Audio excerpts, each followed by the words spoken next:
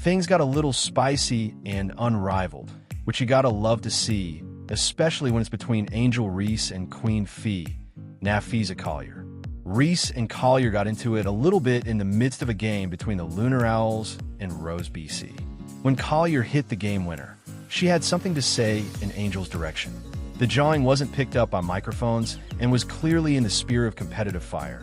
But let's just say, for all the points that Collier is averaging in Unrivaled, she seemed to savor those two quite a bit. They had gone back and forth a little bit, Collier and Reese, throughout the game. Of course, Rose BC was the only team to beat Collier's Owls this season. That was the game that bred the hoodie who moment afterward. Like I said, back and forth in this one, but I think basketball fans are going to be thrilled to see that fight on display. Obviously, two big WNBA stars, and to see them really care about the outcome of the game. In this case, going in Collier's favor was exciting. You could look at some of the action that took place in this one. Really some cool stuff going on throughout the game.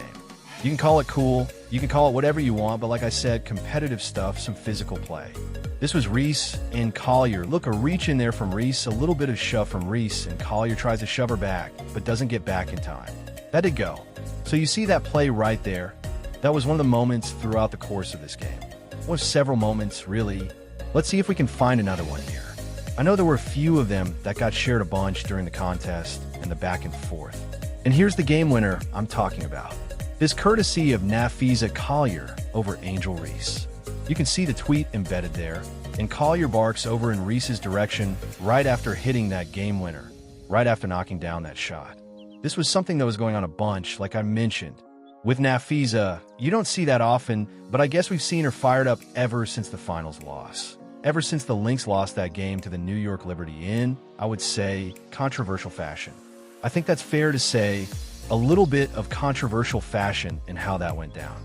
Something she talked to Dan Le Batard about as a guest on his show. Here's a little bit from that interview with Napheesa Collier. Miami, when LeBron James was the centerpiece of losing, where it looked like at the end, 5 minutes left with Dallas. He's swinging the ball in the perimeter because he doesn't want to have the ball anymore. He described himself as cast away, where he goes away for a month and just stews in his misery. What was the losing to the Liberty like? Yeah, it was awful. I mean, I felt a lot of anger. I've not been quiet about how I felt about the finals, so I was riding on anger for a really long time, and it's still something that I use to motivate myself even now. I feel like it has pushed me to be, honestly, a better player because I never want to be in that situation again, where I'm having to complain about the refs, which everyone is saying. I want it to be where we're winning by so much, it doesn't matter what the refs are calling.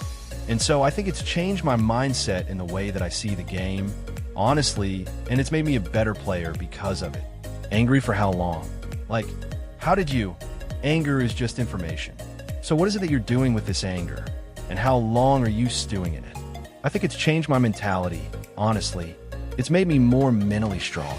During games, sometimes I would coast a little bit, where you have quarters or a couple of minutes where you're like, you don't need to be involved, and you're kind of just running the game, swinging the ball, stuff like that. Now I just feel super locked in. I want to make sure that I'm contributing to the team. It doesn't even have to be scoring, but I need to be going out there and playing great defense, getting rebounds, whatever it is where I'm locked in. It just gave me an edge in how I play. How often do you play angry? You wouldn't like me when I'm angry. Honestly, I feel like more and more, just because, you know, like in a Jordan documentary, he's like, I took that personally. I feel like it's easy to find little things that you take personally, and it makes you play with an edge. I don't know, you just find little stuff that kind of pisses you off, and I play better when I'm mad because it makes me really focus. I thought that was perfect for what I was talking about right now, right? Not only did the Lynx get screwed in that Game 5 of the WNBA Finals a bit, I'm with Napheesa and Cheryl Reeve there, but her secret is that she's always angry. You can see it carrying over. Not necessarily the anger toward Angel Reese, or whatever you want to call that in that moment, but that competitive spirit from Napheesa Collier where she's like, I'm going to show y'all. And she's done that in Unrivaled. No, you need to be like, who are you? Who are we? We are that bitch. She won the one-on-one tournament in Unrivaled. Who are you? So who are we? We are that bitch. This is my league. I mean, obviously, she could go back and say she co-founded the league. So that would be true both metaphorically and literally sense, right? But it does appear as if she's bringing that edge to everything she's doing on the basketball court. I hope she gets rewarded for that. I hope she gets rewarded with more notoriety and attention going forward because she's truly one of the great ambassadors of the game, truly one of the best players, arguably the best player in the game, on that short list. Right now, to me, that list is only Collier, Clark, and Wilson. We'll see how that shakes out going into next WNBA season. Regardless, it was a nice little moment at Unrivaled because I think people want to see that. They want to see a little bit of that. They want to see that these players are playing for something.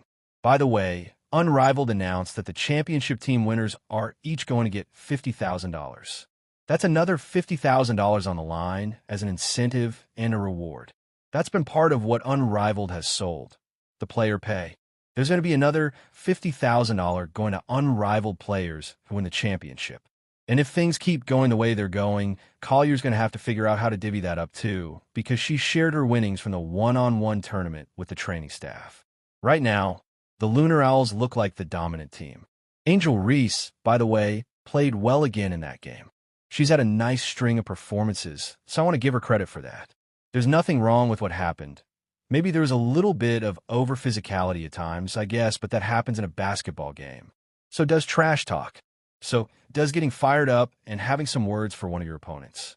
It certainly caught my attention, and I'm sure it will be discussed more as the day goes on. But I thought it was a great moment, actually, for Unrivaled basketball.